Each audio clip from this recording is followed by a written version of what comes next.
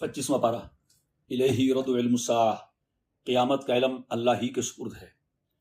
پہلی آیت ہے پارے کی کہ اس میں یہ بتایا گیا ہے کہ قیامت کا علم اللہ تعالیٰ کے سپرد ہے اور اللہ کے سوا کوئی نہیں جانتا۔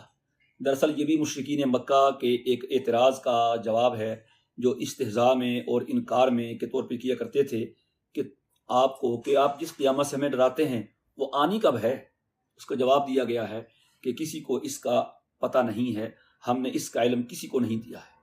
پھر اگلی آیت میں، اسی آیت کے آخر میں، بلکہ اگلی آیت میں 48 میں یہ کہا جا رہا ہے کہ یہ لوگ جن کو شریک ٹھہراتے ہیں دنیا میں اور اپنا ایمان برباد کرتے ہیں، قیامت کے دن یہ ان کا انکار کر لیں گی، اور جب گواہیاں ہوں گی تو پھر آخری مرحلے میں، دوسرے مرحلے میں وہ اس کا اقرار بھی کر لیں گے، اور مقصد یہ ہے کہ ان کی بدحواسی کو یہاں بیان کیا ہے۔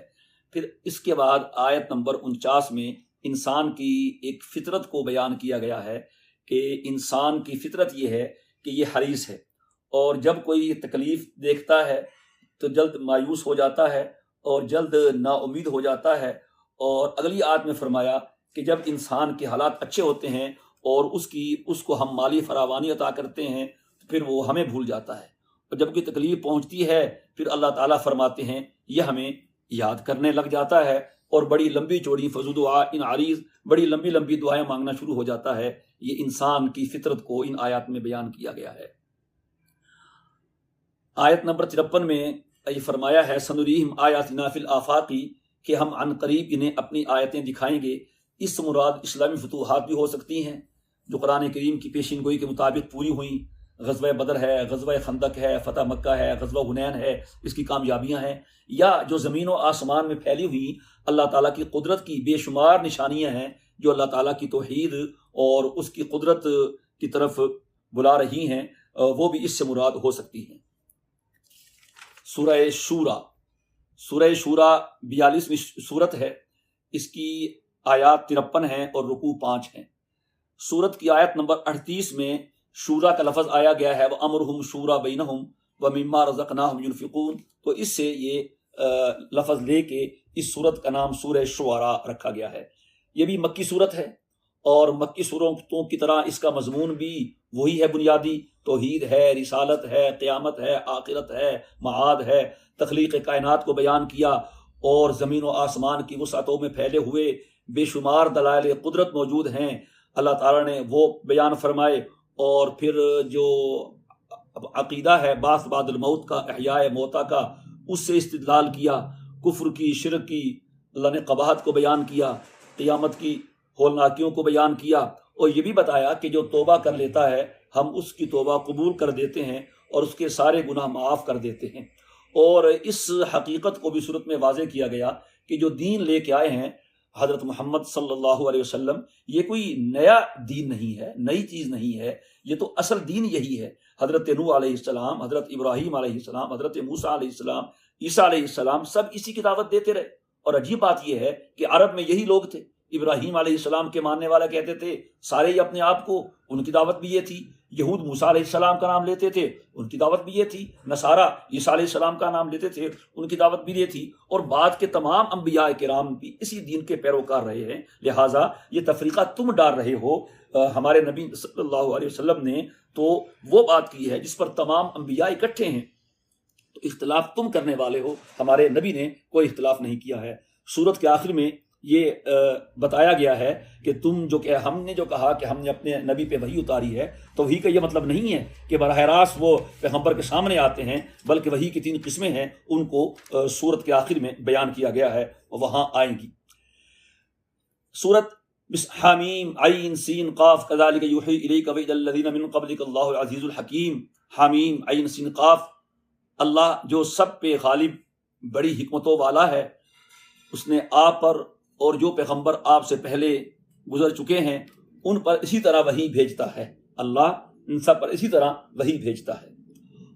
آگے سورت کی آیت نمبر 5 میں فرمایا گیا کہ تکاد السماوات یتفطرن من فوقہن، کہ تم جو کچھ کہتے ہو، کہ تم جو شرک کرتے ہو اور اللہ تعالیٰ کی شان میں گستاخیاں کرتے ہو، یا اللہ تعالیٰ کی جو عظمت ہے، جلال ہے، اس کی ہیبت ہے، قریب ہے کہ اس سے آسمان پھٹ جائیں، یا فرشتوں کی کثرت کی وجہ سے، یا ان کے ذکر کی کثرت کی وجہ سے، یا ان کے بوجھ کی وجہ سے آسمان پھٹ جائے۔ اور حدیث پاک میں آتا ہے کہ آسمانوں میں 4 انگلی کے برابر بھی ایسی جگہ نہیں ہے جہاں کوئی فرشتہ سجدہ نہ کر رہا ہو۔ بعض مفسرین کے مطابق آیت کا مطلب یہ ہے کہ مشرکین کا مخلوق کو اللہ تعالیٰ کی اولاد قرار دینا اور اللہ تعالیٰ کے شریک ٹھہرانا اور شرک کرنا اور بتوں کو اللہ تعالیٰ کے ساتھ ملا دینا، یہ اتنا سنگین جرم ہے، قریب ہے کہ اس جرم کی وجہ سے آسمان پھٹ کر ٹکڑے ٹکڑے ہو جائے۔ آیت نمبر 7 میں ام القریٰ لتنذر ام القریٰ ومن حولہا، کہ ہم نے آپ پر وحی بھیجی ہے قرآن کریم کی جو عربی میں ہے، تاکہ آپ ام القریٰ کو اور ارد گرد کی بستیوں والوں کو ڈرائیں۔ ام القریٰ مکہ مکرمہ کو کہا جاتا ہے کیونکہ یہیں سے زمین بننا شروع ہوئی تھی، یہ تمام آبادی کی بنیاد ہے، اور ارد گرد سے مراد دیگر ملک ہیں، عرب ملک ہیں، اور اس کے بعد ساری دنیا ہے، کیونکہ نبی کریم علیہ الصلوۃ والسلام کا جو علاقہ ہے وہ کوئی خاص علاقہ نہیں ہے، بلکہ ساری دنیا کے ساری اقوام وہ حضور کا علاقہ ہیں، آپ سب کے لیے نذیر اور بشیر ہیں۔ پھر اللہ تعالیٰ نے آیت نمبر 7 کے آخر میں فرمایا فریق فی الجنۃ و فریق فی السعیر، کہ ہماری حکمت کا تقاضا یہ ہے کہ لوگ ایک طرح کے نہ ہوں، کچھ ہمارے شکر گزار ہوں، ان پہ ہمارے انعام برسیں، اور کچھ ہمارے نافرمان ہوں، ان پہ ہمارا غضب ہو۔ شکر گزار جنتوں میں جائیں اور نافرمان جہنموں میں جائیں، جہنم میں جائیں، اور اللہ تعالیٰ کی ہر صفت کا ظہور ہو اور کسی پر کوئی ظلم بھی نہ ہو، وہ اس واسطے کہ اللہ نے کسی کا اختیار سلب نہیں کیا، جو بندہ جو کرتا ہے اپنے اختیار سے کرتا ہے۔ کتنا بڑا امتحان ہے کہ اگر انسان اس کو سمجھ لے۔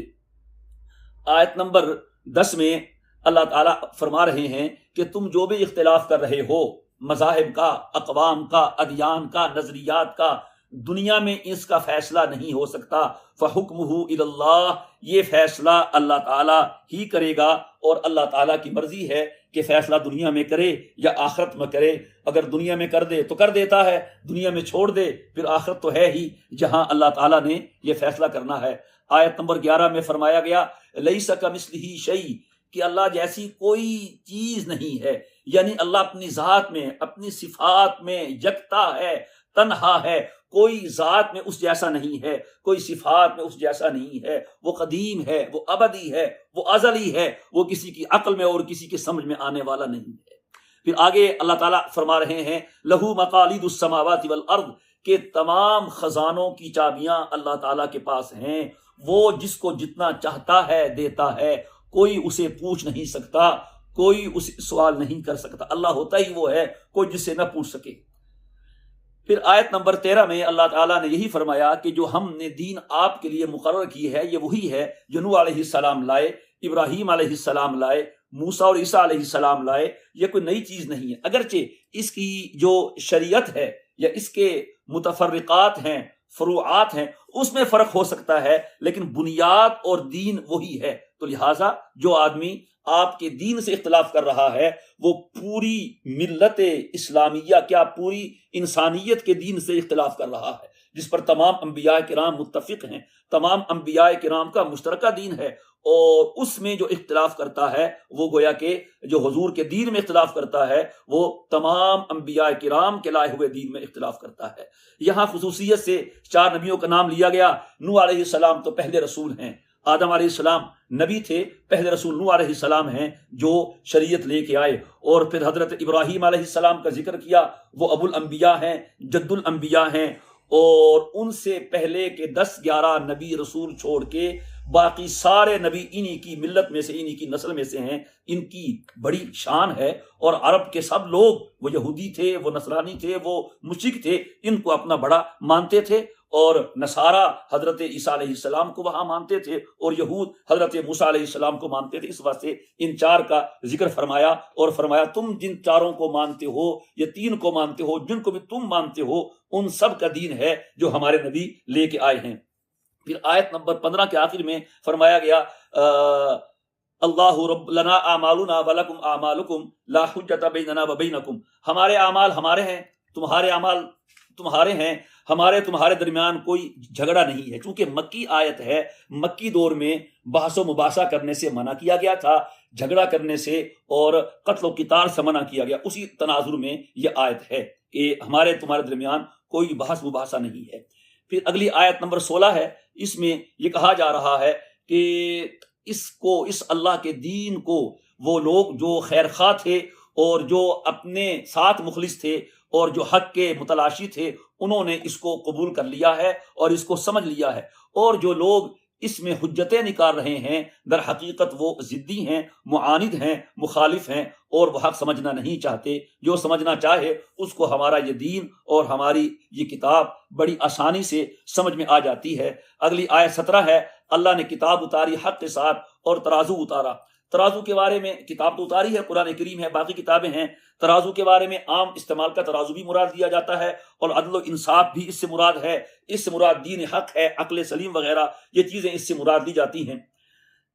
منکرین جو ہیں وہ قیامت کا مذاق اڑاتے تھے، تو آیت نمبر 18 میں فرمایا گیا کہ جو ایمان لانے والے ہیں وہ تو قیامت کے ذکر سے ڈرتے ہیں اور کانپتے ہیں، اور جو منکر ہیں وہ اس کا مذاق اڑاتے ہیں، اور جب قیامت آئے گی تو معاملہ اس کے الٹ ہو جائے گا۔ مذاق اڑانے والے وہاں روئیں گے، چلائیں گے، اور جو یہاں ڈرنے والے ہیں وہاں وہ مسکرا رہے ہوں گے اور خوشیوں ہمیشہ کی خوشیوں میں ہوں گے۔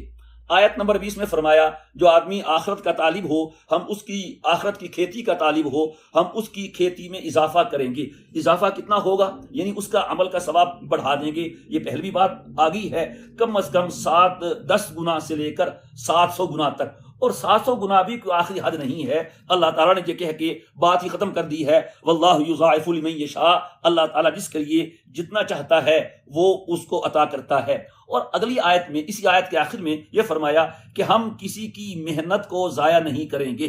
جو دنیا کے لیے محنت کرے گا ہم اس کو دنیا میں محنت دیں گے، اور جو آخرت کے لیے محنت کرے گا ہم اس کو آخرت میں دیں گے۔ لہٰذا کسی کا جو عمل ہے وہ اللہ تبارک و تعالی وہ اس کا کیا ہوا عمل ضائع نہیں کرے گا۔ تو آدمی کو اس چیز کا طالب بننا چاہیے جہاں وہ جس چیز کا اللہ تعالیٰ سے بدلہ چاہتا ہے اور اس کا ثواب چاہتا ہے۔ دنیا والے دنیا چاہتے ہیں، انہیں دنیا مل جاتی ہے، اور آخرت والے اللہ تعالیٰ سے آخرت چاہتے ہیں، انہیں آخرت مل جاتی ہے۔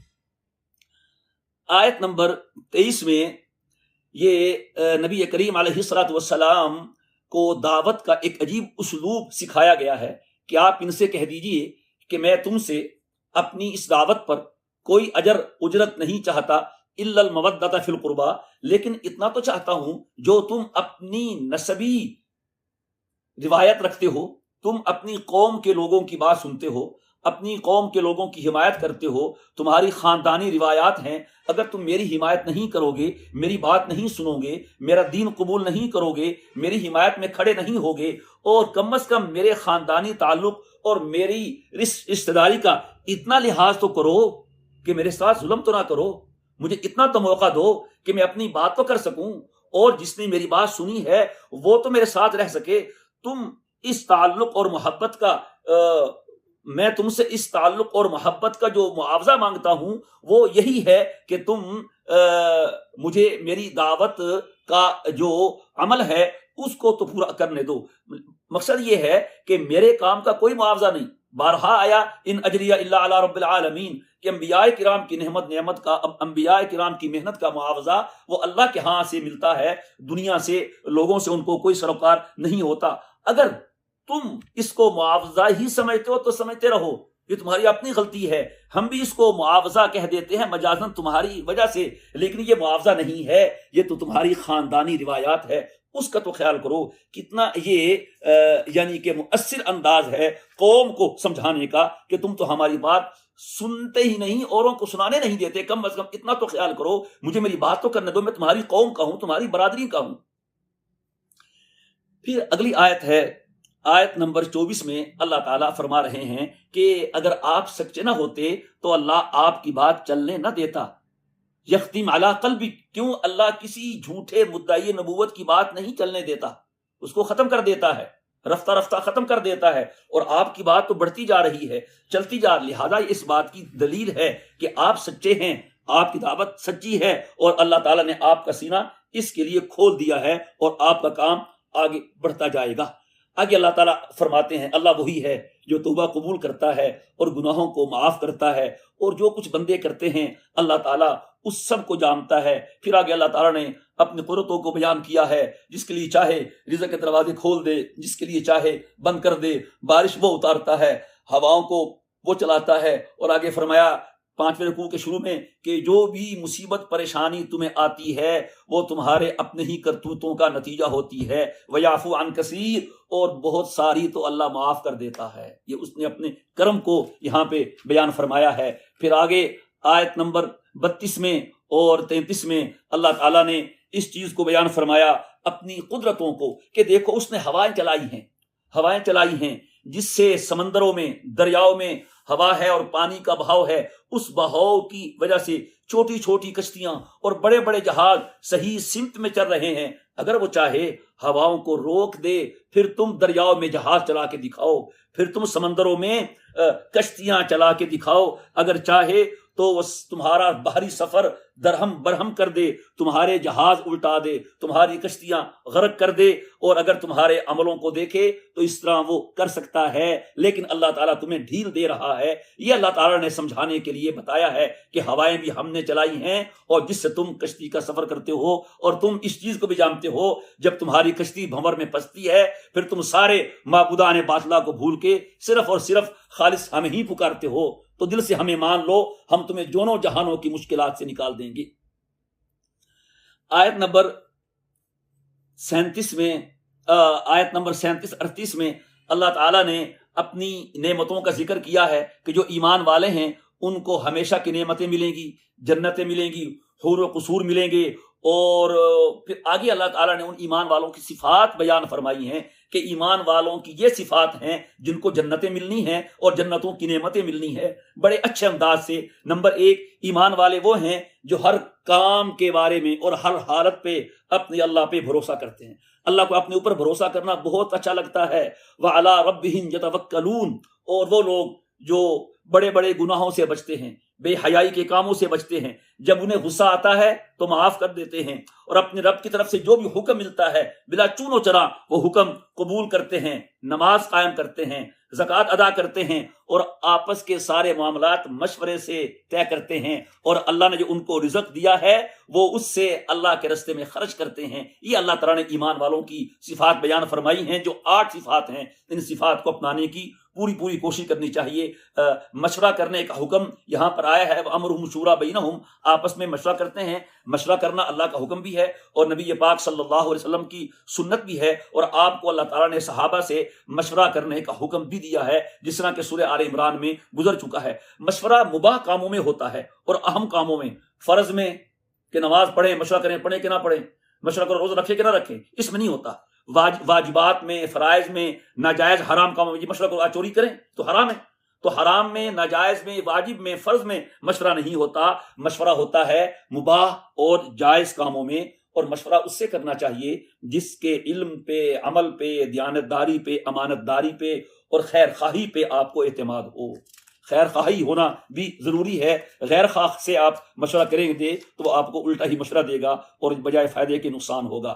پھر آیت نمبر 51 میں فرمایا گیا کہ انسان جو ہے اس میں وہ صلاحیت نہیں ہے کہ اللہ اس سے براہ راست بات کر سکے، اس میں وہ طاقت ہی نہیں ہے۔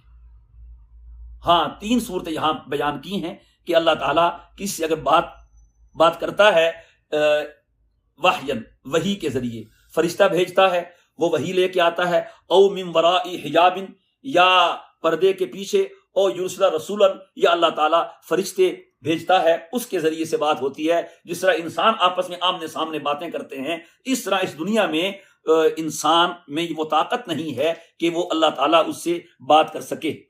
آگے آیت ہے 52 نمبر، آخر سے پہلی آیت، فرمایا کہ ہم نے آپ پر روح کی وحی کی ہے۔ روح سے مراد قرآن کریم ہے، ما بہر روحانیہ، جس سے زندگی ہے، اس سے دلوں کو زندگی ملتی ہے، روحانیت حاصل ہوتی ہے، اور بعضوں نے روح سے جبریل امین بھی مراد لیا ہے۔ اور پھر آگے فرمایا کہ آپ نہیں جانتے تھے کتاب کیا ہے، ایمان کیا ہے، لیکن ہم نے آپ کو ان صفات سے متصف کیا۔ اس کے بعد سورہ زخرف ہے، یعنی اس کا مطلب یہ نہیں ہے کہ آپ کو پہلے صفت ایمان کے ساتھ متصف نہیں تھے، گو صفت ایمان کے ساتھ آپ ہمیشہ متصف تھے، ہمیشہ، کیونکہ آپ نبی تھے۔ ہم نے ایمان و عمل کی یہ تفصیل اور یہ کتاب اللہ جو وحی کے ذریعے آپ کو عطا کی ہے، یہ پہلے آپ کو معلوم نہیں تھی۔ سورہ زخرف ہے، یہ 43ویں سورت ہے۔ زخرف کا معنی ہوتا ہے سونا۔ اس سورت میں، سورت کی آیت نمبر 35 میں زخرف کا لفظ آیا ہے، اور اللہ تعالیٰ نے یہ فرمایا ہے کہ اگر ہمیں یہ خطرہ نہ ہوتا کہ اس سے دوسرے لوگ بھی کافر ہو جائیں گے تو ہم ان کافروں کے گھروں کی چھتوں کو، سیڑھیوں کو، دروازوں کو، ان کے بیٹھنے کے تخت وغیرہ کو سونے اور چاندی کے بنا دیتے تاکہ یہ کافر اپنی گمراہی میں اور بھی آگے بڑھ جاتے، لیکن اس سے ہمیں یہ خطرہ تھا کہ اور لوگ بھی کہیں کافر نہ ہو جائیں، تو ہم نے پھر ایسا نہیں کیا۔ اس لیے اس کا نام سورہ زخرف ہے، مکی صورت ہے۔ اس کا موضوع بھی وہی ہے جو مکی صورتوں کا ہوتا ہے، توحید ہے، رسالت ہے، آخرت کا اثبات ہے، اور اس کے ساتھ ساتھ مشرکوں کی جو جاہلانہ عقائد تھے، شرکی عقائد تھے، وہم میں پڑے ہوئے تھے، اس کا ابطال کیا ہے۔ اور مشرکین مکہ جو دلیلیں مانگتے تھے، سورت میں اس کو بڑے اچھے انداز سے دلائل دیے گئے ہیں، اور ان کے دلائل کی نامعقولیت کو واضح کیا گیا ہے۔ مشرکین مکہ زمین و آسمان کا خالق اللہ کو مانتے تھے، اور اپنا خالق بھی اللہ کو مانتے تھے۔ اس سے ان کو سمجھانے کی کوشش کی گئی ہے کہ جب تم مانتے ہو کہ زمین و آسمان کا خالق اللہ ہے اور خود تمہارا خالق اللہ ہے، تو پھر تم عبادت کے لائق صرف اللہ کو کیوں نہیں سمجھتے؟ پھر تم عبادت میں غیر اللہ کو کیوں شریک کر لیتے ہو؟ مشرکین مکہ کی ایک اور بری حرکت تھی کہ وہ فرشتوں کو اللہ تعالیٰ کی بیٹیاں کہتے تھے۔ اس پر بھی اللہ تعالیٰ نے ان کی رد کی ہے کہ ایک تم فرشتوں کو تم نے مؤنث سمجھ لیا، یہ تمہیں کس نے کہا؟ وہ تو نور سے بنے ہوئے ہیں، فرشتوں میں مذکر مؤنث ہوتا ہی نہیں ہے، پھر اللہ کی اولاد ہی نہیں ہے۔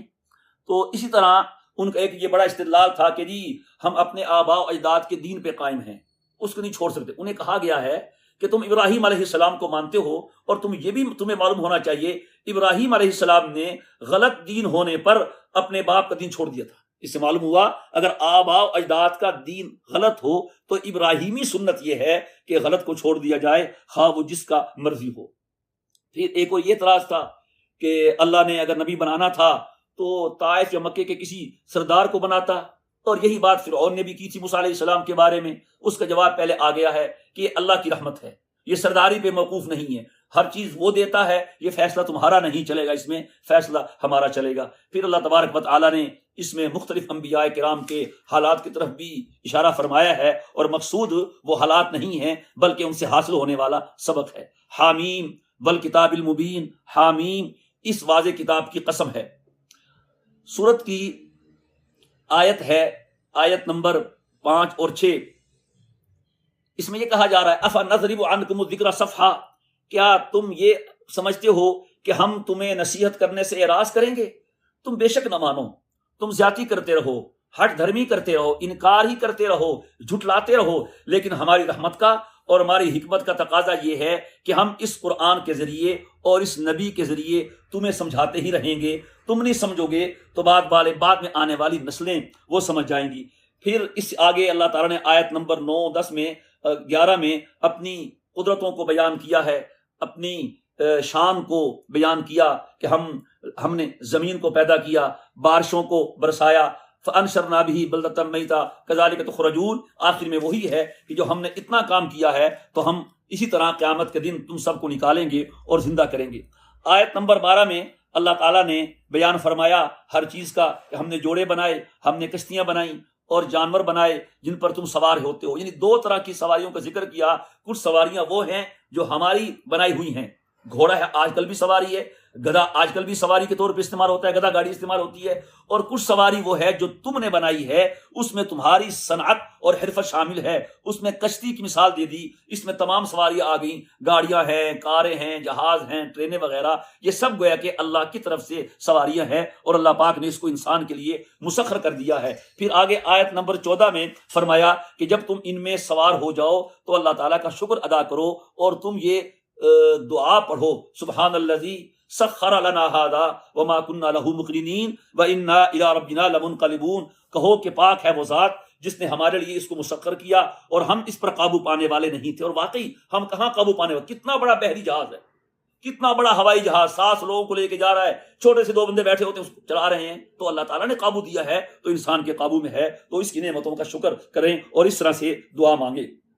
پھر آگے اللہ تعالیٰ نے یہ شکوہ کیا ہے کہ چاہیے تو یہ تھا کہ انسان ہماری نعمتوں میں شکر کرتا، لیکن اس نے شکر کرنے کی بجائے الٹا ناشکری کی اور ہمارے ساتھ اس نے شریک بنا لیے ہیں اور مخلوق کو ہماری اولاد کی جگہ پہ لے آیا ہے۔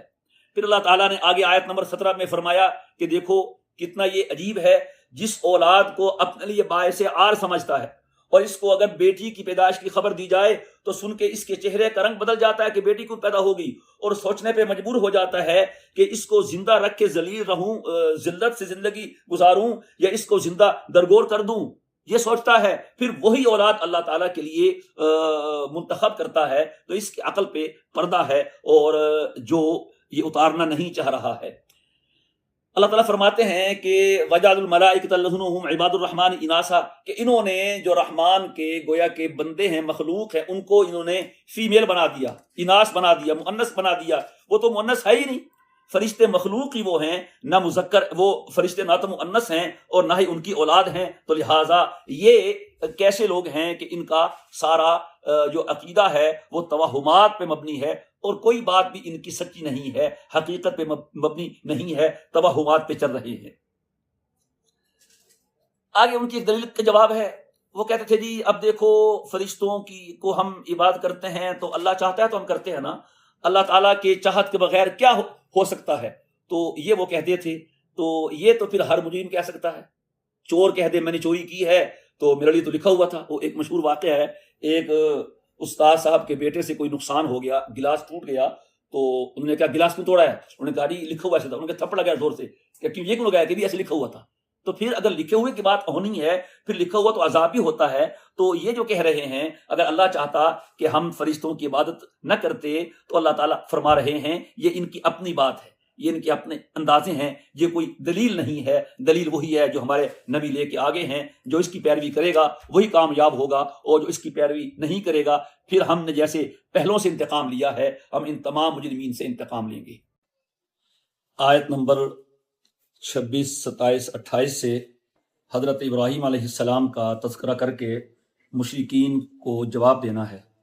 مشرکین اپنے شرک پر ایک دلیل یہ بھی پیش کرتے تھے کہ یہ ہمارے آباء و اجداد کا یہی مذہب ہے، ہم نہیں چھوڑ سکتے، اور ادھر حضرت ابراہیم علیہ السلام کو بھی اپنا بڑا پیشوا مقدام مانتے تھے۔ تو ان آیات میں حضرت ابراہیم علیہ السلام کے واقعے کی طرف اشارہ فرمایا اور تردید یوں ہوئی کہ تمہارے جد امجد حضرت ابراہیم علیہ السلام تو اپنے باپ دادا کے دین کو غلط ہونے کی بنا پر چھوڑ دیا تھا، لہٰذا اگر تم ان کو اپنا بڑا سمجھتے ہو تو پھر تمہاری دلیل غلط ہے۔ بڑے نے جو کام کیا ہے ابراہیم علیہ السلام نے، ان کی اولاد ہونے کے ناطے تمہارا بھی فرض ہے تم وہی کردار ادا کرو جو حضرت ابراہیم علیہ السلام کا تھا۔ پھر آیت نمبر 31 میں مشرکین کے سوال کا جواب ہے، وہ کہتے تھے لولا نزل هذا القرآن علی رجل من القریتین عظیم، کہ یہ قرآن اللہ تعالیٰ نے 2 بستیاں ہیں مکہ اور طائف، ان کے کسی سردار پہ کیوں نہیں اتار دیا؟ یعنی اگر نبی بنانا ہی تھا تو کسی سردار کو بناتے، طائف کا سردار بن جاتا، مکے کا سردار بن جاتا، سمجھ میں بات بھی آتی، تو آپ نے ان کو نبی بنا دیا۔ تو جواب یہ دیا ہے کہ تمہارا یہ اعتراض بھی فرعون کے اعتراض سے ملتا جلتا ہے۔ فرعون نے بھی حضرت موسیٰ علیہ السلام کے بارے میں یہی بات کہی تھی جو تم کہہ رہے ہو، اور جواب یہی ہے کہ نبوت کے لیے مال کا ہونا کوئی ضروری نہیں ہے۔ مال کی جو بانٹ ہے، تقسیم ہے، وہ اللہ فرماتے ہیں ہمارے ذمے ہے۔ اہم یقسمون رحمت ربک، نبوت تو بہت بڑی رحمت ہے، جو اس سے کم تر رحمت ہے تمہارا رزق، تمہارا معاش، وہ ہمارے ذمے ہے، وہ ہم نے تقسیم کیا ہے، کسی کو تھوڑا دیا، کسی کو زیادہ دیا، یہ ہمارا اپنا کام ہے۔ تو وہ جو اس سے بڑی رحمت ہے نبوت، وہ اس کی بنیاد تم رکھ رہے ہو اور تم چاہ رہے ہو کہ ہم جس کو چاہیں اس کو نبی بنایا جائے۔ تمہاری یہ بات بالکل غلط ہے اور سمجھ سے بات، اور واقعی اللہ تعالیٰ کا جو معاش کا سسٹم ہے بہت ہی عجیب ہے، حکومتوں کے بس کا کام نہیں ہے۔ اگر حکومتوں کے ذمے ہوتا کہ وہ لوگوں کو معاش دیں، اب کتنے پیشے ہیں جو گھٹیا ہیں۔ اب ذمہ دار کہتا صاحب آپ نے مجھے گٹر صاف کرنے پہ لگا دیا، فلاں کو آپ نے بیکری بنا کے دی ہے، وہ مامے کا بیٹا ہے آپ کے، میں نہیں گٹر صاف کرتا، میں بھی بائک نہیں چلاؤں گا، تو پھر کیا کر لیتی حکومتیں؟ اب یہ ہے کہ اللہ نے جس کو جو کام سونپا ہے، جھاڑو دینا، گٹر صاف کرنا، مزدوری کرنا، محنت کرنا، کوئی بڑے بڑے اعلیٰ کمروں میں بیٹھ کے کروڑوں کما رہا ہے اور پھر رات دن محنت کر کے 1000 بھی نہیں کماتا، تو یہ کام اللہ نے اپنے ذمے لیا ہے۔ حتیٰ کہ جو بھی کمتر سے کمتر پیشہ ہے، وہ باپ اپنے بیٹے کو وہی سکھاتا ہے۔ گٹر صاف کرنے والا ذمہ دار وہ بھی اپنے بیٹے کو ساتھ لے کے سکھا رہا ہوتا ہے، بیٹا سیکھ لے کام، تو نے بھی یہی کام کرنا ہے۔ تو یہ اللہ تعالیٰ کا ایک نظام ہے کہ اس نے اس طرح سے لوگوں کو معیشت بانٹ کر دے دی ہے۔ اگر حکومتیں دینے پہ آتی تو جھگڑا ہوتا، لڑائی ہوتی، کوئی کم تر پیشہ اور گھٹیا کام لینے کو تیار نہ ہوتا۔ تو اللہ تعالیٰ کا یہ نظام ہے۔ تو نبوت وہ تو اللہ تعالیٰ کا اپنی خاص مہربانی ہے، خاص چیزیں ہیں، تو وہ تمہارے کہنے پہ ہم کسی کو کیوں دے دیں۔ آگے آیت نمبر 33 ہے اور 34 ہے، اللہ تبارک و تعالیٰ اس کے جواب میں فرما رہے ہیں کہ تمہاری نظر میں دنیا کی قدر ہو تو ہو، ہماری نظر میں دنیا کی کوئی قدر نہیں ہے۔ ہمیں حکمت مانے ہے، مصلحت مانے ہے، وغیرہ جو کافر لوگ ہیں، ہم ان کے گھروں کی چھتوں کو، ان کے گھروں کی سیڑھیوں کو، دروازوں کو، ان کے بیٹھنے کی جگہ کو، تکیہ کو ہم سونے کا چاندی کا بنا دیتے۔ ہمارے ہاں کوئی وقت نہیں ہے۔ مصلحت یہ ہے کہ شاید یہ دیکھ کر کہ کافروں کو تو بہت مال و دولت ملتا ہے، دوسرے لوگ بھی کفر نہ اختیار کر لیتے، اس مصلحت سے ہم نے ایسا نہیں کیا ہے۔ ہمارے یہاں اس سونے چاندی کی کوئی وقت نہیں ہے، مال و دولت کی، یہ تو مچھر کے برابر ہے، جیسا کہ ایک حدیث میں بیان فرمایا گیا۔ آگے رکوع شروع ہو رہا ہے، وَمَن يَعْشُ عَن ذِكْرِ الرَّحْمَنِ، آیت نمبر 36 سے۔ ان آیات کا حاصل یہ ہے کہ جو آدمی اللہ تعالیٰ سے آنکھیں بچا کے نکلتا ہے، جو اللہ تعالیٰ سے بچنا چاہتا ہے، تو اللہ بھی اس پہ شیطان مسلط کر دیتا ہے، پھر وہ اس کو گناہوں پہ ابھارتا ہے اور نیکیوں سے روکتا ہے۔ یہ خاص قسم کا شیطان ہے۔ شیطان نے ابھارنا کیا ہے؟ وسوسے ہی پیدا کرتا ہے، اور وسوسوں سے پھر انسان گناہوں پہ اتر آتا ہے اور نیکیوں سے محروم ہو جاتا ہے۔ اسی واسطے علماء نے کہا ہے کہ بس جب کسی گناہ کے کرنے کا تقاضا پیدا ہو رہا ہو، ہمت کر کے گناہ سے بچ جائیں، اور جب کسی نیکی کے کرنے میں سستی ہو رہی ہو تو ہمت کر کے وہ نیکی کر گزریں، تو شیطان کا حربہ آپ پہ ناکام ہو جائے گا۔ تو یہ ہے اس کا انجام۔ پھر آگے آیت نمبر 39 میں یہ فرمایا جا رہا ہے کہ دنیا میں جو تکلیف محسوس ہوتی ہے انسان کو، اور وہ بہت سے لوگ شریک ہوں، تو اس سے تکلیف میں کچھ ہلکا پن آ جاتا ہے۔ وہ کہتے ہیں نا کہ مرگ انبوہ جشن دارد، بہت سے لوگ مر جائیں وہاں پر بھی ایک میلہ سا لگ جاتا ہے۔ تو لیکن جہنم کا معاملہ اس کے برعکس ہے کہ وہاں جتنے بھی زیادہ لوگ ہوں گے، کسی ایک کے ہونے سے ان کو اپنے عذاب میں کوئی کمی محسوس نہیں ہوگی۔ اور شروع سے جتنے جہنمی ہیں، پہلے زمانے سے، آدم علیہ السلام کے زمانے سے لے کے آج تک اور قیامت تک، سب اس جہنم میں ہوں گے۔ اتنے بڑے مجمع کے باوجود بھی ان کے عذاب میں کوئی کمی نہیں آئے گی، بلکہ جہنمیوں کا عذاب دن بدن بڑھتا ہوا محسوس ہوگا۔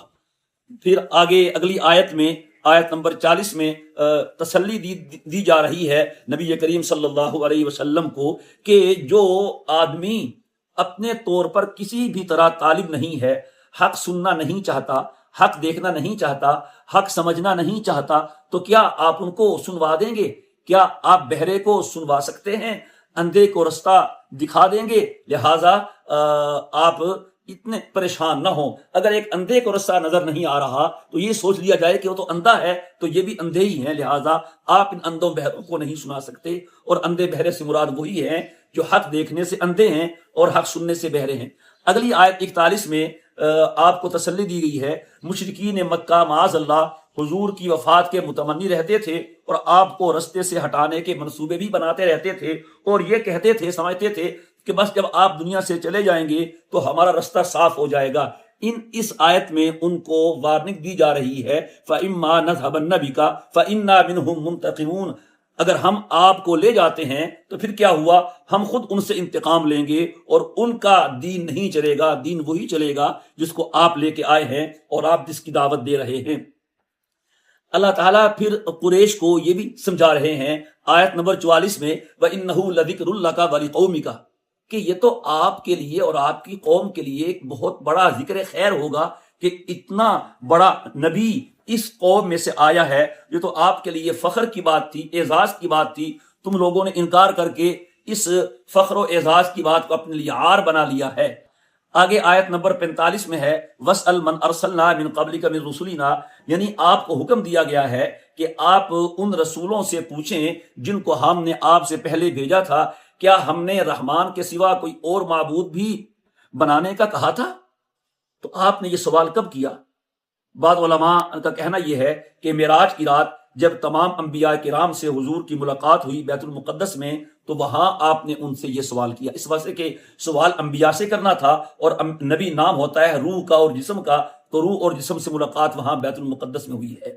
اور بعض علماء نے کہا ہے کہ انبیاء سے پوچھنے سے مراد ان کی تعلیمات اور ان کی کتب میں دیکھنا ہے اور تحقیق کرنا ہے کہ جتنے بھی آسمانی مذاہب ہیں، انبیاء کرام کی تعلیمات ہے، اس میں دیکھیں وہاں یہی ہے کہ معبود ایک ہے. تو جو بات ہم نے پچھلے نبیوں کو کہی ہے وہی بات آپ سے کہہ رہے ہیں. پھر آیت نمبر 48 میں اللہ تعالیٰ نے یہ فرمایا ہے کہ اگر ہم کوئی نشانی لے آئیں جو پہلی سے زیادہ ہو تو پھر وہ کہتے ہیں کہ یہ ہمارے لیے کافی نہیں ہے، پھر اس پر وہ استہزاء اور مذاق بنانا شروع کر دیتے ہیں. یہ حضرت موسیٰ علیہ السلام کا واقعہ، ان کے بارے میں یہ کہا جا رہا ہے. اور پھر آیت نمبر 49 میں ہے وقت ان لوگوں نے کہا موسیٰ علیہ السلام کو قالوا ایھا الساحر ادع لنا، اے جادوگر ہمارے لیے دعا کرو اپنے رب سے کہ ہم ہدایت پہ آ جائیں. یہ ساحر بظاہر تو یہی ہے، یہ جادوگر کہہ کے استہزاء کیا ہے، انکار مقصود ہے کہ تم جادوگر ہو، نبی نہیں ہو. جس طرح کہ فرعونی حضرت موسیٰ علیہ السلام کو جادوگر ہی سمجھتے تھے، کہتے تھے. بعضوں نے کہا ہے اس زمانے میں ساحر عالم کو کہتے تھے، عالم کہہ رہے ہیں، واللہ تعالی عالم. تو تم اللہ کو اپنی نبوت کا واسطہ دے کے کہو کہ اللہ تعالی ہمیں ہدایت دے دیں، اگر ہمارے مقدر میں ہدایت ہوگی تو تمہاری دعا سے مل جائے گی. تو اس کا جواب یہی ہے کہ ہدایتیں دعاؤں سے نہیں ملا کرتی، ہدایتیں اپنی طلب اور اپنی طرف سے ملا کرتی ہیں. جو ہدایت چاہتا ہے اس کو ملتی ہے، جو ہدایت نہیں چاہتا ہے اس کو نہیں ملتی ہے. پھر اگلی آیات میں فرعون کا اور اس کی قوم کا ذکر کیا ہے. فرعون نے ایسا کیا تھا کہ دریائے نیل سے نہریں نکالی تھیں اور مصر کے باغات کو سیراب کیا تھا، اور جو مصر کا حاکم تھا اور ارد گرد کے جو دوسرے ملک تھے، شہر تھے، وہاں بھی فرعون کو بڑی عزت سے دیکھا جاتا تھا، بڑا نام چلتا تھا اس کا. اب وہ حضرت موسیٰ علیہ السلام کے مقابلے میں اپنے اس منصب کو، اس نام کو اور کارناموں کو پیش کر کے معاذ اللہ حضرت موسیٰ علیہ السلام کو بے وقت اور معمولی آدمی ثابت کرنے کی کوشش کر رہا ہے. فرعون نے اپنی قوم میں کہا، اے لوگو، کیا نہیں ہے میرے لیے مصر کی بادشاہت اور یہ نہریں جو میرے نیچے سے چل رہی ہیں؟ کیا تم دیکھتے نہیں ہو؟ کیا میں بہتر ہوں یا وہ شخص الذی مہین جو معمولی ہے، لا یکاد یبین جو پوری طرح سے اپنی بات بھی نہیں کر سکتا؟ جیسے پہلے آیا ہے حضرت موسیٰ علیہ السلام کی زبان میں کچھ نہ کچھ لکنت تھی، اس کی طرف اشارہ کر رہا ہے کہ یہ کھل کے اپنی بات بھی نہیں کر سکتا اور میرے مقابلے میں آ گیا ہے. اس کے بعد پھر فرعون کے کنگن کا ذکر ہے. فلولا القی علیہ اسورۃ من ذہب او جاء معہ الملائکۃ مقترنین، کہ اگر یہ سچا ہے تو پھر اس کے پاس سونے کے کنگن کیوں ہیں؟ یعنی یہ اس زمانے میں رواج ہوگا کہ بادشاہ یا بڑے لوگ جنہیں کوئی منصب بخشا جاتا تھا وہ سونے کے کنگن پہنتے تھے. تو وہ یہ کہنا چاہ رہا ہے کہ اگر یہ موسیٰ علیہ السلام اللہ کے نبی ہیں تو جس طرح میں سونے کے کنگن پہنتا ہوں تو ان کو سونے جیسے کنگن جیسی اعزازات سے کیوں نہیں نوازا گیا؟ تو اس کا جواب یہ ہے، یہ محض حماقت ہے. کیوں؟ یہ جو چیزیں ہیں یہ بادشاہت کے لوازمات تو ہو سکتے ہیں، نبوت کے لوازمات تو نہیں ہیں. نبوت اور چیز ہے. چونکہ وہ نبی کو اپنے لیے خطرہ سمجھتے تھے کہ جب نبی آ گیا تو ہماری بادشاہت کی خیر نہیں ہے، ختم ہوگی. تو پھر اس ذہن میں وہ نبوت کو بادشاہت کے مقابلے میں لا کے اس کے ترازو پہ تولنے کی کوشش کرتے تھے، جیسے کہ بادشاہوں کی عادت ہوتی ہے کہ ہر کسی کو اپنا مد مقابل سمجھتے ہیں کہ کہیں میری حکومت ختم نہ کر دیں. اگلا رکوع ہے رکوع نمبر 13، اور اس میں وَقَالُوا آلِهَتُنَا خَيْرٌ أَمْ هُوَ مَا ضَرَبُوهُ لَكَ إِلَّا جَدَلًا بَلْ هُمْ قَوْمٌ خَصِمُونَ، کہ اس میں یہ جھگڑا کیا ہے کہ ہمارے معبود بہتر ہیں یا وہ، جو مثال دی ہے اس کی، تو جھگڑا پیدا ہو گیا. بات یہ تھی کہ اس آیت کے بارے میں بہت سے واقعات نقل کیے جاتے ہیں۔ اصل بات یہ ہے کہ جب یہ کہا گیا تھا قرآن کریم میں انکم وما تعبدون من دون اللہ حسب جہنم، کہ تم اور جن کو تم پوجتے ہو اللہ کو چھوڑ کر وہ سب جہنم کا ایندھن ہے، اس پر مشرکین نے بڑا شور مچایا کہ پھر تو نصارہ حضرت عیسیٰ علیہ السلام کی بھی عبادت کرتے ہیں، یہود حضرت عزیر علیہ السلام کی بھی عبادت کرتے ہیں، تو کیا یہ بھی جہنم کا ایندھن ہوں گے؟ شور کرنے والوں میں عبداللہ بن زبعہ پیش تھے، جو اس وقت تو مشرک تھے، بعد میں اللہ نے ان کو ایمان کی توفیق دے دی۔ اسی طرح نبی کریم علیہ السلام نے ایک مرتبہ قریش سے فرمایا، اے قریش کے لوگوں، جس کی عبادت کی جاتی ہے اس میں کوئی بھلائی نہیں۔ اس پر یہی اعتراض کیا کہ نصارہ عیسیٰ علیہ السلام کی عبادت کرتے ہیں اور یہود جو ہے وہ حضرت عزیر کی عبادت کرتے ہیں۔ تو اس طرح کے واقعات پیش آئے تو اس پر ان لوگوں نے واویلا مچایا اور جھگڑا کیا، اور بعضوں نے یہ بھی کہا نبی کریم علیہ السلام کے بارے میں معاذ اللہ کہ جیسی باتیں آپ کرتے ہیں ہمیں لگتا یہ ہے کہ آپ بھی چاہتے ہیں کہ میری بھی ایسے عبادت کی جائے جس طرح کے نصارہ عیسیٰ علیہ السلام کی کرتے ہیں۔ تو اس قسم کے واقعات پر ممکنہ سارے یک بعد دیگرے پیش آئے ہوں یا کسی ایک واقعے کے متعلق ان آیات کا نزول ہوا تھا۔ پھر آگے اللہ تعالیٰ حضرت عیسیٰ بن مریم کے بارے میں فرما رہے ہیں کہ وہ بغیر باپ کے پیدا ہوئے ہیں اور ہم نے ایسے معجزے ان کو عطا کیے ہیں جو ہماری قدرت کے نمونے ہیں۔ مثلا ہم نے ان کے ہاتھوں مردوں کو زندہ کیا ہے، اور جو برس والا تھا کوڑی اس کو ہم نے صحت دی ہے، اور ہم نے ان کے ہاتھوں سے بنے ہوئے پرندوں کو پھونک مارنے سے ان کو زندہ کر دیا تھا۔ تو یہ سارے کام ہم نے کیے ہیں، تو اگر یہ ہم نے کیے ہیں تو پھر کل قیامت کے دن مردوں کو زندہ کرنا وہ ہمارے لیے کیا مشکل ہے؟ لہذا جو کچھ ہم نے کیا ہے تو کل ہمیں مردوں کو زندہ کرنا اور قیامت برپا کرنا یہ ہمارے لیے کوئی مشکل نہیں ہے۔ آگے جو آیت ہے حضرت عیسیٰ علیہ السلام کے بارے میں کہ وَإِنَّهُ لَعِلْمٌ لِلسَّاعَةِ فَلَا تَمْتَرُنَّ بِهَا وَاتَّبِعُونِ هَذَا صِرَاطٌ مُسْتَقِيمٌ۔ آیت نمبر 61 ہے کہ حضرت عیسیٰ علیہ السلام کا بغیر باپ کے پیدا ہونا اللہ تعالیٰ کی قدرت کی ایک نشانی ہے، کہ قدرت کے لیے یہ سمجھنا کافی ہے کہ اللہ تعالیٰ جب بغیر باپ کے عیسیٰ علیہ السلام کو پیدا کر سکتا ہے تو وہ قیامت کے دن مردوں کو دوبارہ زندہ بھی کر سکتا ہے، یہ نشانی ہے قدرت کی۔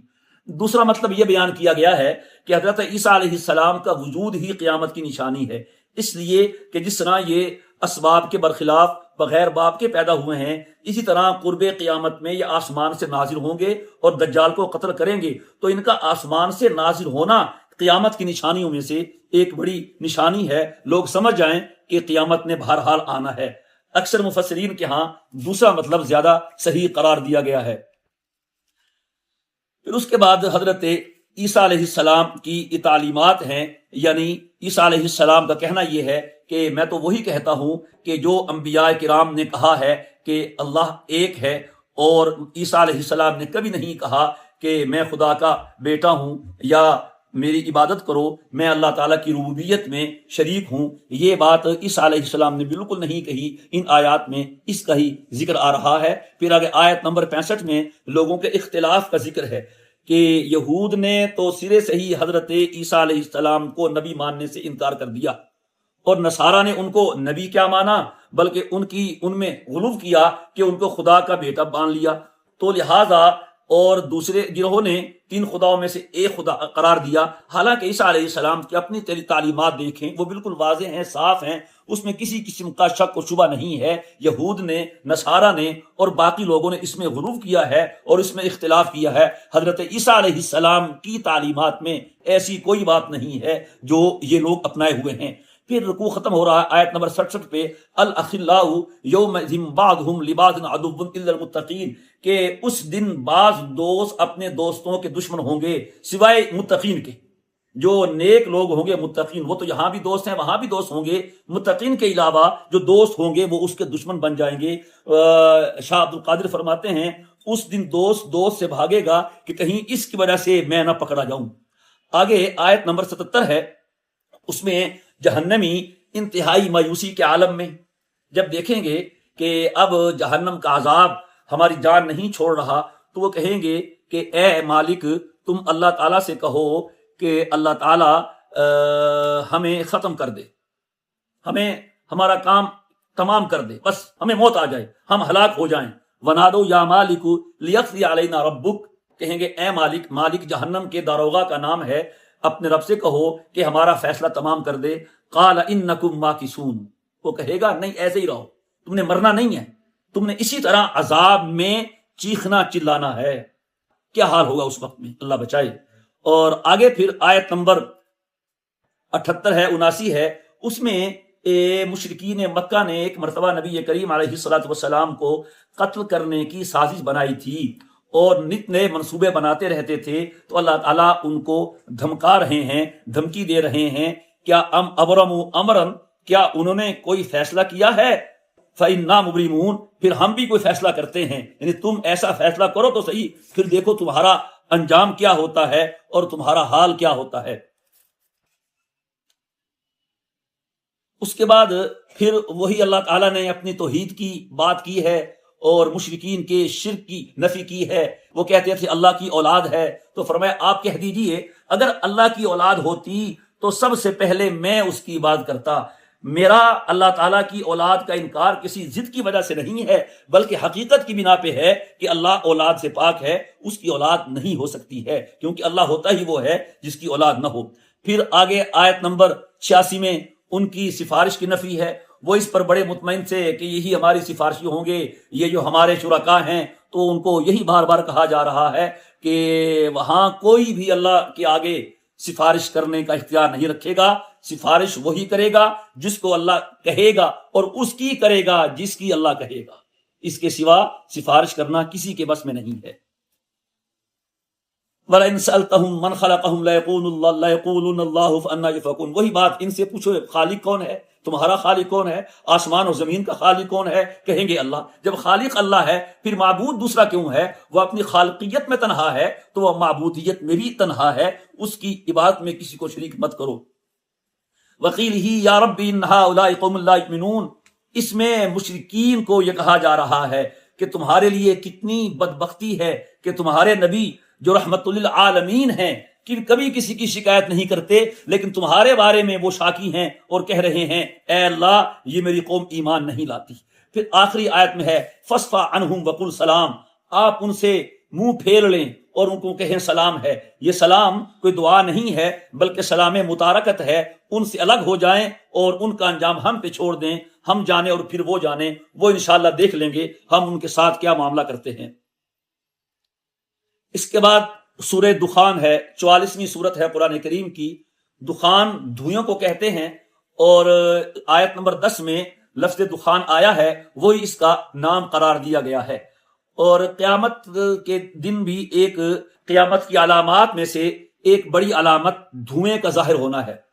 قرب قیامت میں جب حضرت عیسیٰ علیہ السلام وفات پا جائیں گے، ان کے بعد کئی بادشاہ آئیں گے اور نیکی غالب رہے گی، پھر آہستہ آہستہ نیکی مغلوب ہونا اور شر غالب ہونا شروع ہو جائے گا، تو ان دنوں آسمان سے ایک بہت بڑا دھواں ظاہر ہوگا۔ جب یہ دھواں نکلے گا تو ہر جگہ چھا جائے گا اور اس دھوئیں سے مسلمانوں کو زکام ہو جائے گا، کافر بے ہوش ہو جائیں گے۔ 40 دن تک یہ دھواں چھائے رہے گا، پھر 40 دنوں کے بعد آسمان صاف ہوگا۔ تو آیت میں لفظ دخان کا ذکر کیا گیا، اسی وجہ سے اس کا نام سورہ دخان رکھ دیا ہے۔ اس صورت کا ایک اور پس منظر بھی بیان کیا جاتا ہے، تو یہ تو تھا جو علامات قیامت میں سے ہے کہ جب کفار مکہ نے دعوت اسلام کو قبول کرنے سے انکار کیا اور اپنے کفر پہ اڑے رہے اور انتہائی زیادہ مخالفت پہ اتر آئے، تو نبی کریم علیہ الصلوۃ والسلام نے یہ دعا کی کہ اے اللہ انہیں یوسف علیہ السلام کے زمانے جیسے قحط میں مبتلا فرما، اللہم علیہم سنین کسنی یوسف۔ تو چنانچہ اس کا اثر یہ ہوا کہ ایک مرتبہ وہ سارے سخت قحط میں مبتلا ہو گئے، یہاں تک کہ لوگ زندہ رہنے کے لیے ہڈیاں اور مردہ جانور تک کھانے پہ مجبور ہو گئے۔ اور جب یہ لوگ آسمان کی طرف دیکھتے، چونکہ سخت بھوک لگی ہوتی، تو شدت بھوک کی بنا پر انہیں آسمان میں سوائے دھوئیں کے اور کچھ نظر نہ آتا۔ آخرکار ابو سفیان اور دیگر سردار نبی کریم صلی اللہ علیہ وسلم کی خدمت میں حاضر ہوئے اور آپ سے اپنی قوم کو اس عذاب سے نجات دلانے کے لیے دعا کی درخواست کی۔ آپ نے دعا فرما دی، اللہ پاک نے بارش نازل فرمائی اور قحط کو دور فرما دیا، اور ساتھ میں یہ بھی فرمایا کہ ہم تھوڑے دنوں کے لیے عذاب ہٹا دیتے ہیں۔ مکی صورت ہے، یہ دھوئیں کے بارے میں دو گویا کہ وضاحتیں ہو گئیں، ایک قیامت کی جو علامات ہے وہ دھواں، دوسرا جو قریش پہ اللہ نے ایک دھوئیں کا عذاب طاری کیا تھا قحط کی وجہ سے، وہ دھواں۔ اس صورت کا عنوان بھی کیونکہ مکی صورت ہے، توحید ہے، رسالت ہے، آخرت ہے، اور اللہ تعالیٰ کی قدرت کو بیان کر کے قیامت اور احیاء موتا اور بعث بعد الموت پہ استدلال کیا گیا ہے۔ مشرکین مکہ ایک نئی بات یہ کہتے تھے کہ اگر مردوں نے زندہ ہونا ہے تو آپ ہمارے جو آباء و اجداد مر چکے ہیں ان کو زندہ کر کے دکھائیں۔ ان سے کہا گیا کہ تمہارے کہنے پر، تمہارے مطالبے پہ کچھ نہیں ہوتا، ہر کام کا ایک وقت مقرر ہے، جب اللہ تعالیٰ تمہارے آباء و اجداد سمیت سب کو زندہ کریں گے تو پھر زندہ کر کے چھوڑ نہیں دیں گے، پھر اللہ کی عدالت میں پیش کیا جائے گا۔ تو اسی طرح اس میں حضرت موسیٰ علیہ السلام کا اور فرعون کا واقعہ بھی بیان کیا گیا استدلال کے لیے، اور سورت کے آخر میں جنت کی نعمتیں اور جہنم کا عذاب بھی بیان کیا گیا ہے۔ بسم اللہ الرحمن الرحیم حامیم والکتاب المبین، حامیم اس واضح کتاب کی قسم ہے، انا انزلناہ فی لیلۃ مبارکۃ انا کنا منزلین، ہم نے اسے ایک بڑی بابرکت رات میں نازل کیا ہے، بے شک انا کنا منزلین، بے شک ہم ہی لوگوں کو خبردار کرنے والے ہیں۔ یعنی قرآن کریم کو بابرکت رات میں اتارا ہے۔ بابرکت رات سے مراد شب قدر ہے، جس طرح کہ سورہ قدر میں فرمایا گیا انا انزلناہ فی لیلۃ القدر۔ اس رات میں قرآن کریم لوح محفوظ سے آسمان دنیا پہ نازل کیا گیا، پھر وہاں سے آہستہ آہستہ تھوڑا تھوڑا زیادہ 23 سال میں نبی کریم صلی اللہ علیہ وسلم پر نازل ہوتا رہا، اور نبی کریم صلی اللہ علیہ وسلم پر قرآن کریم کے نزول کا آغاز بھی شب قدر میں ہوا۔ پھر اگلی آیت ہے فیہا یفرق کل امر حکیم، یعنی سال بھر ہونے والے حکیمانہ فیصلے اسی رات لوح محفوظ سے نقل کر کے متعلقہ فرشتوں کے سپرد کیے جاتے ہیں۔ یہ وہی ہے، شب قدر ہے۔ بعض روایات سے معلوم ہوتا ہے کہ یہ کام شعبان کی 15ویں رات جس کو شب برات کہتے ہیں اس میں ہوتا ہے۔ یہ روایات شب برات والی ساری کی ساری ضعیف ہیں۔ اگر ان کو درست مان لیا جائے تو پھر ان میں موافقت یوں ہوگی، توفیق یوں ہوگی، تطبیق یوں ہوگی کہ شب برات میں یہ کام شروع کیا جاتا ہو اور شب قدر میں مکمل کر لیا جاتا ہو، یا شب برات میں یہ فیصلے لوح محفوظ سے نقل کیے جاتے ہوں اور شب قدر میں متعلقہ فرشتوں کے حوالے کر دیے جاتے ہوں۔ واللہ تعالی عالم بالصواب۔ آگے دخان کا ذکر ہے، آیت نمبر 10، 11، 12 آگے بھی۔ تو یہ دھواں کون سا ہے؟ اس میں حضرت ابن عباس رضی اللہ عنہما کا اور حضرت ابن مسعود رضی اللہ تعالی عنہ کا آپس میں اختلاف ہے اس کے مصداق میں۔ ہم انہی دونوں قولوں کو لے کے چلیں گے۔ حضرت ابن عباس رضی اللہ عنہما کے قول کے مطابق اس سے مراد وہی دھواں ہے جو قیامت سے پہلے آئے گا جس کا ذکر بھی ہوا، اور حضرت ابن مسعود رضی اللہ عنہ کے قول کے مطابق اس سے مراد وہ دھواں ہے جو قریش نے قحط کے زمانے میں شدت بھوک کی بنا پہ محسوس کیا تھا۔ پھر انا لہم ذکریٰ وقد جاءہم رسول مبین، حضرت ابن عباس کے قول کے مطابق مطلب یہ ہوگا اب قیامت آ گئی، اب نصیحت کہاں ہوگی، اب تو وقت گزر گیا۔ اور حضرت ابن مسعود رضی اللہ عنہ کے قول کے مطابق مطلب یہ ہوگا کہ اہل مکہ نے جب آپ سے دعا کروائی کہ ہم سب ایمان لے آئیں گے، آپ نے دعا فرمائی، اللہ نے قحط ختم فرما دیا، پھر بھی وہ لوگ ایمان نہیں لائے، تو اب مطلب یہ ہوگا کہ انا مؤمنون کا کہ ہم ایمان لائیں گے۔ پھر آگے ہے یوم نبطش البطشۃ الکبریٰ انا منتقمون، کہ ہم اس دن پکڑیں گے بہت سخت پکڑ، کہ ہم انتقام لینے والے ہیں۔ حضرت ابن عباس کی تفسیر کے مطابق اس کا مطلب یہ ہوگا کہ ہم تھوڑے دنوں کے لیے عذاب ہٹا لیں تو یہ لوگ پھر وہی کریں گے جو پہلے کرتے ہوں گے۔ اور ابن مسعود رضی اللہ عنہ کے قول کے مطابق مطلب یہ ہوگا کہ ہم تھوڑے دن کے لیے عذاب ہٹا لیتے ہیں، تم دیکھ لینا یہ لوگ وہی کچھ کریں گے جو پہلے کرتے تھے۔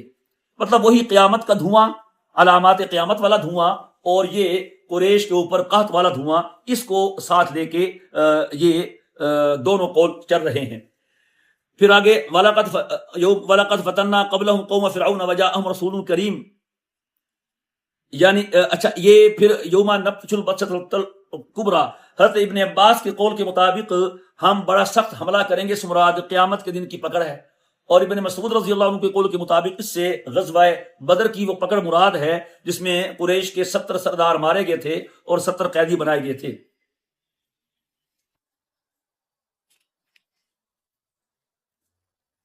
پھر اس کے بعد حضرت موسیٰ علیہ السلام کا ذکر شروع کر دیا ہے کہ ہم نے اس سے پہلے بھی فرعون کی قوم کو آزمایا، ان کے پاس ہمارے معزز رسول آئے یعنی موسیٰ علیہ السلام، پھر ان کا ذکر آ رہا ہے کم ترکوا من جنات و نعیم، یہ ساری باتیں حضرت موسیٰ علیہ السلام کے حالات کے بارے میں آ چکی ہیں، وہ پہلے آ چکی ہیں، وہ بار بار آ رہی ہیں۔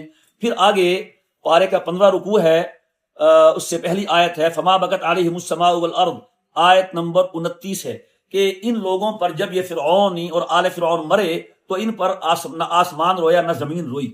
یعنی مقصد یہ تھا ان لوگوں نے کوئی ایسا اچھا کام نہیں کیا تھا کہ ان کے مرنے سے زمین کی وہ جگہ روتی جہاں یہ نیک کام کرتے تھے، اور آسمان کا وہ دروازہ روتا جہاں سے ان کا نیک عمل جاتا تھا اور رزق اترتا تھا۔ جس طرح کہ حدیث میں ہے کہ جب نیک آدمی مرتا ہے تو زمین بھی روتی ہے اور آسمان بھی روتا ہے۔ اس سے معلوم ہوا کہ اللہ تعالیٰ نے اپنی ان مخلوق کو اتنا شعور بخشا ہوا ہے کہ آدمی کے نیک آدمی کے مرنے سے زمین آسمان روتے ہیں۔ من فرعون انه كان عاليا من المسرفين ولقد اخترناهم على العالمين وآتيناهم من الآيات ما فيه بلاء مبين، اور ہم نے انہیں اپنی نشانیاں دیں، اس میں بہت بڑی آزمائش تھی۔ بلا کا معنی آزمائش بھی آتا ہے، بلا کا معنی انعام بھی آتا ہے۔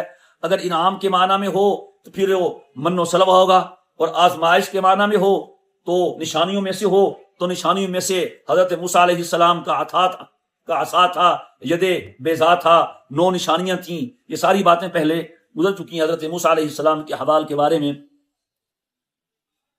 آگے قوم تبع کا ذکر ہے آیت نمبر 37 میں۔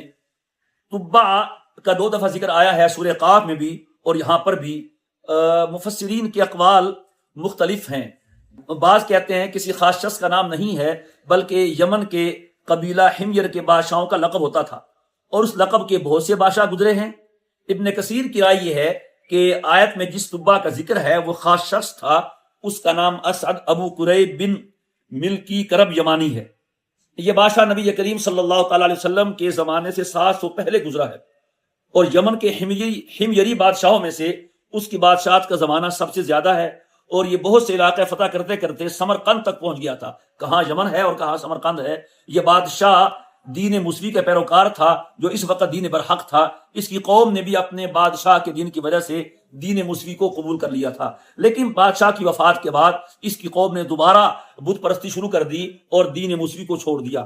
قرآن کریم کے دونوں مقامات پر قوم تبع کی گمراہی کا ذکر کیا گیا ہے، تبع کو گمراہ نہیں کہا گیا۔ اس واقعے سے اور بعض روایات سے بھی تبع کا مسلمان ہونا ثابت ہوتا ہے۔ ابن کثیر کی رائے کے مطابق قوم تبع سے قوم سبا مراد ہے، اور قوم سبا کا واقعہ سورہ سبا میں گزر چکا ہے۔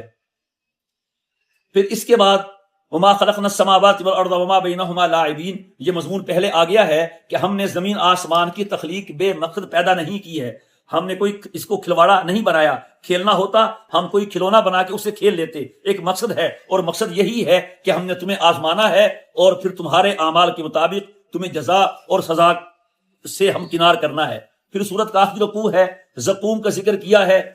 زقوم کے بعد پہلے آ چکا ہے کہ کڑوا درخت ہوگا، اور آگے طعام الاثیم کالمہل یغلی فی البطون، کھولتا ہوا گرم پانی دماغ میں اترے گا، آنتوں کو کاٹ لے گا، پھر باہر آئے گا۔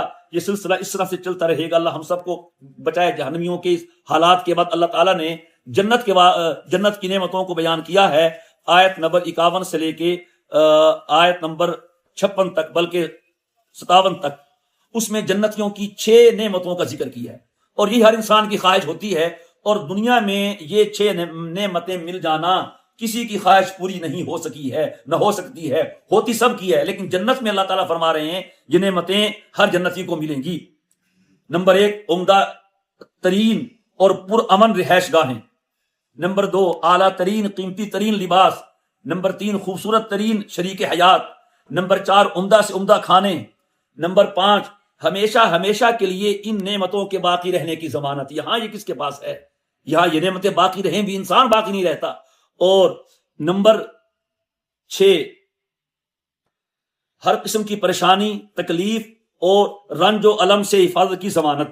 دوبارہ سن لیں، عمدہ ترین رہائش گاہیں، عمدہ ترین لباس، خوبصورت ترین شریک حیات، عمدہ سے عمدہ کھانے، نمبر 5 ہمیشہ کے لیے ان نعمتوں کی باقی رہنے کی ضمانت، اور نمبر 6 ہر قسم کی پریشانی، تکلیف اور رنج و غم سے حفاظت کی ضمانت۔ ظاہر ہے کہ دنیا میں یہ نعمتیں کسی کو کہاں میسر آ سکتی ہیں، کسی کو رنج ہے، کسی کو غم ہے، تکلیف ہے، نہ بھی آئے تو موت تو ہے ہی ہے، تو وہاں جنت میں یہ نعمتیں ملیں گی اور ہمیشہ ہمیشہ باقی رہیں گی۔ وَزَوَّجْنَاهُمْ بِحُورٍ عِينٍ کے دو معنی کیے گئے ہیں آیت نمبر 54 میں کہ باقاعدہ نکاح پڑھایا جائے گا جنتی کا اور حور کا، یا نکاح نہیں ہوگا ویسے ان کے جوڑے جوڑے بنا دیے جائیں گے۔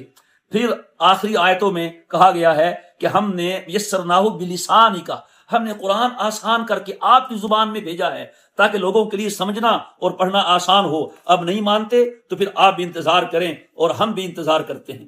45ویں سورت ہے سورہ جاسیہ۔ سورت کی آیت نمبر 28 میں لفظ آیا ہے جاسیہ، وَتَرَا كُلَّ أُمَّةٍ جاسیہ، تو اسی لفظ کو سورت کا نام بنا دیا۔ جاسیہ جسوف سے ہے، اس کا معنی ہوتا ہے گھٹنوں کے بل بیٹھنا، یعنی قیامت کے دن کی بیٹھنے کی حالت کو ہولناکی کو بیان کیا گیا ہے کہ ہر شخص اور ہر جماعت اس طرح بیٹھے گی جس طرح آدمی گھٹنوں کے بل بیٹھتا ہے۔ اگر سارا مجمع قیامت کا اس صورتحال سے دو چار نہ ہو تو اکثر جو اہل معاشر کے لوگ ہیں وہ اس طرح بیٹھیں گے۔ انبیاء کرام کو مستثنا قرار دیں یا باقی اور لوگوں کو، صدیقین کو، شہداء، صالحین کو، اکثر مجمع ایسے ہوگا، اور اللہ بچائے اکثر ہی نافرمان ہوتے ہیں قرآن کریم کے قول کے مطابق بھی۔ بعضوں نے کہا ہے جاسیہ سے مراد اتحیات کی شکل میں باادب بیٹھنا ہے، اگر یہ مراد ہو پھر کوئی اشکال نہیں ہے۔ بہرحال مکی صورت ہے اور اس کے مضامین بھی توحید، رسالت، آخرت کا بیان ہے، ان مضامین کا اس بات ہے۔ کفار مکہ ان تینوں چیزوں کے بارے میں، توحید کے بارے میں، رسالت کے بارے میں، قیامت کے بارے میں جو شبہات پیش کرتے تھے، جوابات دیے گئے۔ اللہ تعالیٰ نے زمین آسمان کی وسعتوں کے دلائل پیش کر کے اس بات کیا ہے قیامت پر، بعث بعد الموت پر، احیاء موتا پر، اور منکرین و مجرمین کو جہنم کے عذاب سے ڈرایا گیا ہے۔ اہل تقوی کے لیے اللہ نے انعام کا ذکر کیا ہے۔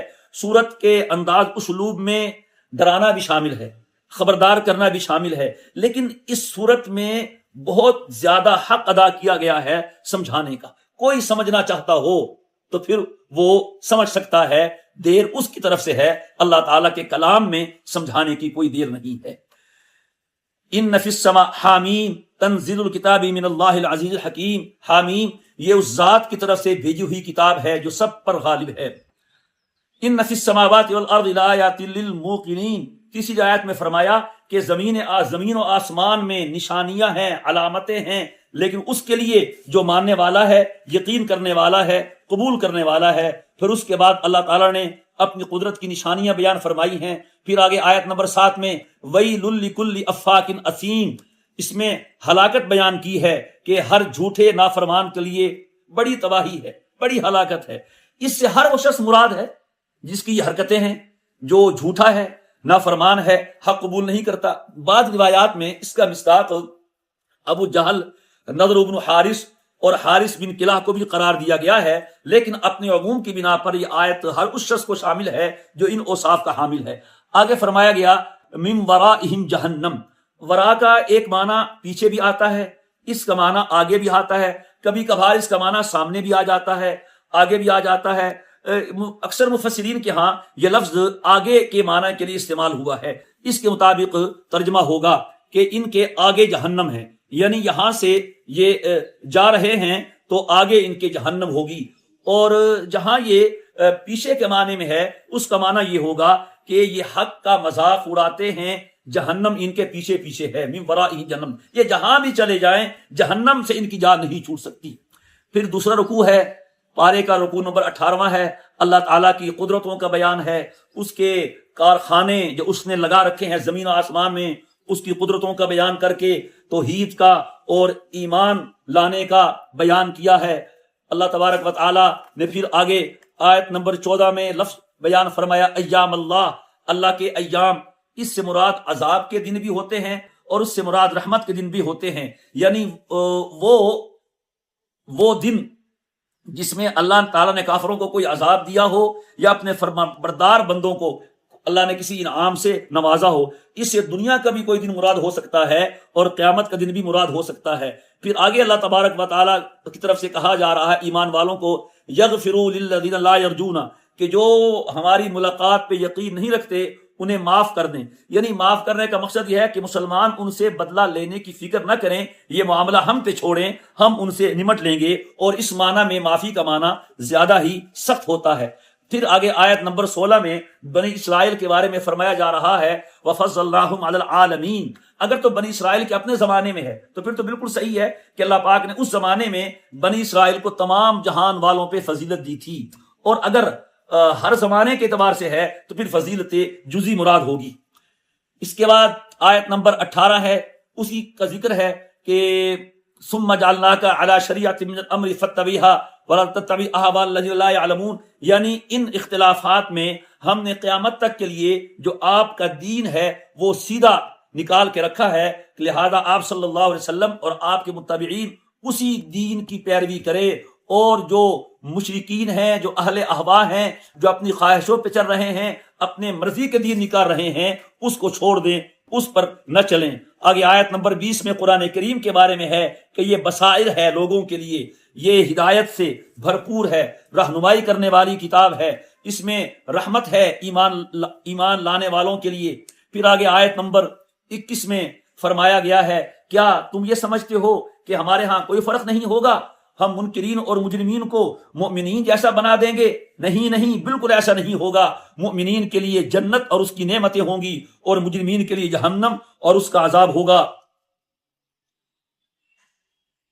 اس کے بعد وہ لوگ زمانے کے بارے میں کچھ بات کہتے تھے. آیت نمبر 24 میں وما یہلکنا الا الدہر، کہ ہمیں زمانے نے ہلاک کر دیا. کفار قریش ایام اور زمانے کو گویا کہ خدا مانتے تھے، متصرف مانتے تھے کہ سب کچھ جو ہو رہا ہے وہ زمانے کی گردش سے ہو رہا ہے، حتیٰ کہ ہماری زندگی اور ہماری موت بھی زمانے کے اختیار میں ہے. حالانکہ زمانہ کیا ہے؟ کچھ بھی نہیں، نہ اس میں حس ہے، نہ شعور ہے، نہ ارادہ ہے، نہ ادراک ہے. یہ تو ساری قوت تصرف کی اللہ تعالیٰ کے پاس ہے. اور ایک حدیث پاک میں بھی ہے کہ ابن آدم زمانے کو برا بھلا کہہ کر مجھے تکلیف دیتا ہے.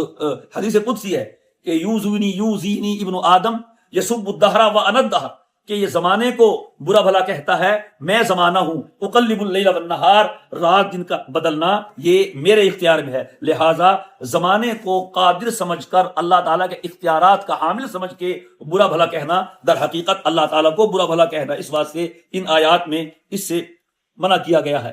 پھر وہی آیت ہے، آیت نمبر 28 جو ابھی تعارف میں گزرا کہ تم دیکھو گے ہر جماعت کو گھٹنوں کے بل بیٹھی ہوئی، ہر جماعت کو ان کے نامہ اعمال کی طرف بلایا جائے گا. آج تمہیں اپنے عملوں کے مطابق ہی بدلہ دیا جائے گا. گھٹنے کو بل بیٹھنے کا مطلب کیا آ چکا ہے تعارف میں. یا بعض لوگ جو منکرین ہوں گے، مجرمین ہوں گے، وہ گھٹنوں کے بل بیٹھیں گے، سب نہیں بیٹھیں گے. یا یہ کہ گھٹنوں کے بل بیٹھنے سے اتحیات کی شکل میں، قاعدے کی شکل میں بیٹھنا مراد ہے. پھر آگے آیت نمبر 34 میں فرمایا جا رہا ہے کافروں کو کہا جائے گا ان کو قیامت کے دن الیوم ننساکم کما نسیتم لقاء یومکم ھذا، کہ ہم نے تمہیں بھلا دیا جس طرح تم نے ہمارے اس دن کو بلایا تھا. کما نسیتم لقاء یومکم ھذا، اللہ تعالیٰ کے بلانے کا مطلب یعنی جو ہمارا مطلب ہوتا ہے، اللہ تعالیٰ کے بلانے کا مطلب یہ ہے کہ ہم نے تمہیں اپنی رحمت سے محروم کر دیا، ہم تمہیں اپنی رحمت سے محروم کر دیں گے. اب کبھی تم رحمت کے ساتھ یاد نہیں کیے جاؤ گے، ہم تمہیں بھلا دیں گے، یعنی ہم کبھی تم پہ مہربانی نہیں کریں گے. وآخر دعوانا ان الحمد للہ رب العالمین.